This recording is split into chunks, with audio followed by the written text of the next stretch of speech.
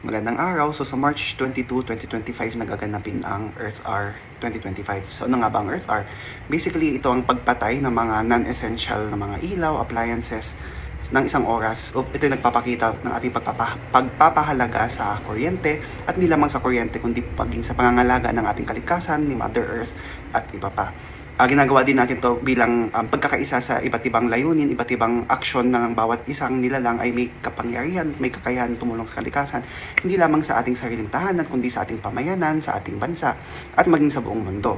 Ngunit pagkatapos ng Earth Hour, anong pwede natin gawin? Siyempre, hindi lang naman pwedeng isang oras lang natin makapapakita ang ating pagtulong sa ating kalikasan. Yun nga, babalik tayo sa aking laging pinopromote na Ecosia at Ocean Hero. So, ang Ecosia ay ang pagtatanim ng puno, at Ocean Hero naman pagtanggal ng mga plastic bottles sa mga karagatan. So again, mga search engine sila tulad ni GOOGLE na kung saan ang kanilang mga ad revenues ay ginagamit ni Ecosia sa pagtatanim ng mga puno at si Ocean Hero sa pagtanggal ng mga plastic bottles. Sa Ocean Hero, isipin nyo na lang na ano kang pakiramdam nyo kung may nagtapon ng basura sa inyong tahanan, di ba? Ganun ang naramdaman ng mga sea creatures.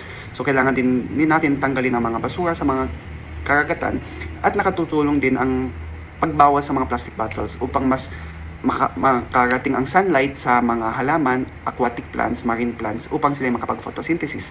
Si Ecosia naman sa mga puno, alam naman natin mga puno, nakatutulong talaga sila upang mag-convert ng carbon dioxide to oxygen, at alam naman din natin na ang puno ay nakatutulong din sa pag-improve ng air quality, water cycle, tahanan ng mga maliliit na mga hayop at mga insekto, nakatutulong sa pag-iwas sa mga baha at iba pa. So, patuloy na gamitin sina Ecosia at Ocean Hero at may mga apps din sila upang magamit natin sa pang-araw-araw na higit pa sa Earth Hour. So, magamit natin siya everyday okay. Yan. So, makatulong tayo sa ating kalikasan at hindi lamang tayo, yun, di ba? Kahit mainit, mataas ang ating heat index, nakatutulong tayo kahit papaano. Yun lang. Maraming salamat.